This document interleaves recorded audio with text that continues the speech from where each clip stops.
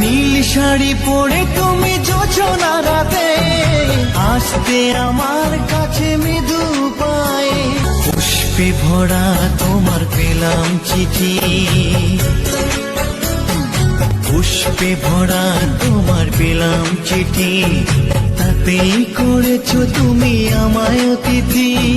শুভ আর সুখী হোক নতুন জীবন, সুন্দর হোক তোমার জীবন সাথী, উৎসবে হোক তোমার প্রতিটা রাতি, উৎসবে হোক তোমার প্রতিটা রাতি, পুষ্পে ভরা তোমার পেলাম চিঠি।